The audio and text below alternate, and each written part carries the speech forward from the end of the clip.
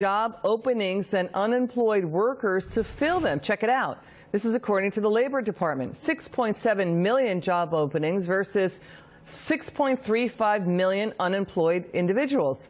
It's astounding given the fact that more and more baby boomers are still working past the age of 65. They're not retiring. For his reaction, let's bring in, we welcome to the show, Swiss America Trading Chair Craig Smith. I mean, wow, are we looking at 4% growth? I mean, employers will be, offering higher wages, and higher wages equal more consumer spending. Your reaction?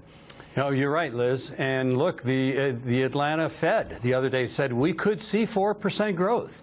And name me an economist, Liz, before Donald Trump took the office that would have ever said we could expect 2% growth, no less 3% growth. They're all saying 1% is a new norm, 1.5% is a new norm.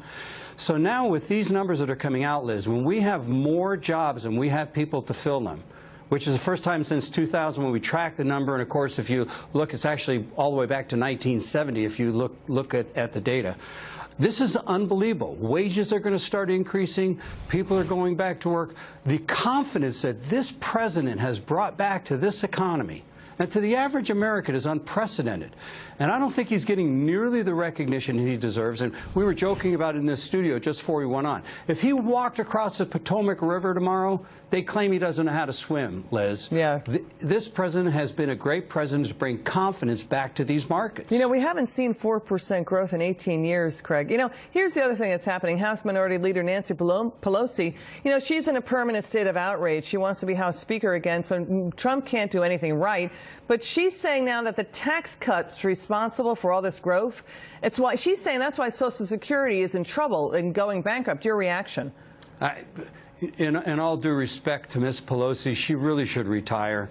I mean, she's starting to say things right now that are just laughable. It's rubbish. Look at the data, Liz, and you already know the numbers, so I'm preaching to the choir with you.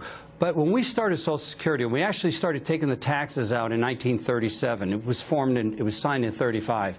We had 16 workers paying in for every one worker taking a benefit out.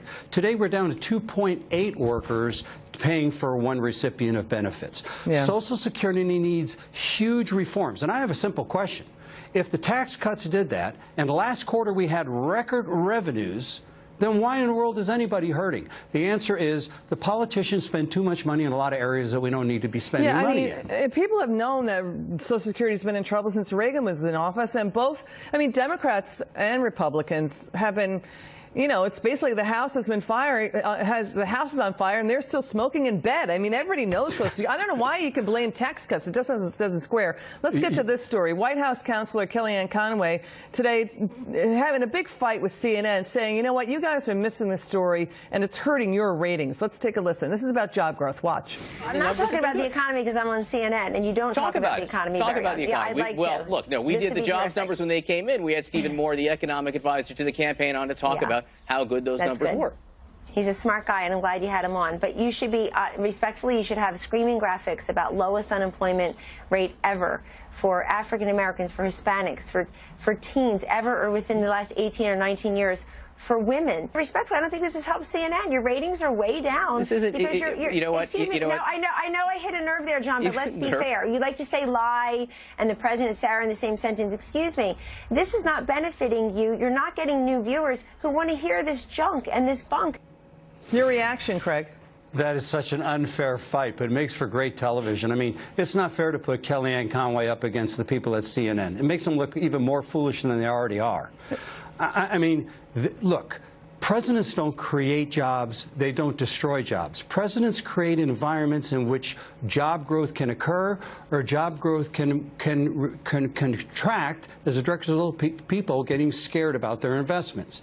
This president has done she was right, lowest black unemployment in our history, lowest Hispanic unemployment, lowest female unemployment in 21 years for all the people for all these women's groups that are not paying attention to that. 3.8% unemployment, and on top of that, we have 6.7 million more jobs to fill. I mean, we could virtually be I'd have to do the math, but 2% unemployment, it would be unheard of. And so this president deserves credit for saying, look, I lowered taxes. We went from 35% corporate tax rates to 21%, and that's not a positive? Give me a break. Okay, you've got a president who's lowered regulations. He's taken the handcuffs off of business. He's encouraging people to work. What more do we want, Liz? Yeah, I hear you, what you're saying. Let's get to this White House economic advisor, Larry Kudlow. Craig, just moments ago telling Fox Business, watch this, tax cuts 2.0 could be on the table. Let's watch. I'm looking for tax reform 2.0. It's an important issue in the White House, important issue up on the Hill. In fact, I'll be visiting some key people on the Hill later this afternoon on that. We're there. They're there. I don't want to get into the timing of it and so forth, but some of these tax cuts should be made permanent, right? And there may be additional things on savings accounts. I don't want to let all the cats out of the bag. 4, 3. He's talking retirement savings accounts. Not sure it'll get done before the midterms, but wow, tax cuts 2.0. Your reaction? I think it's great. I don't think you could cut taxes enough to make me happy, okay, because we know that tax cuts create growth. And look, I know that the left wants to play partisan politics, identity politics, and pit the rich against the poor, but Liz, it's an old song. It doesn't play well anymore. Do people believe it? Well, I think a certain faction of America believes it because they keep getting reelected.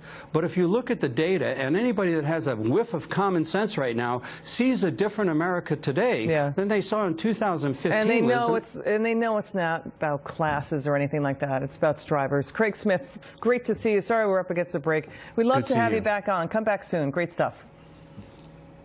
Coming up, we're on this story. CNN contributor April Ryan now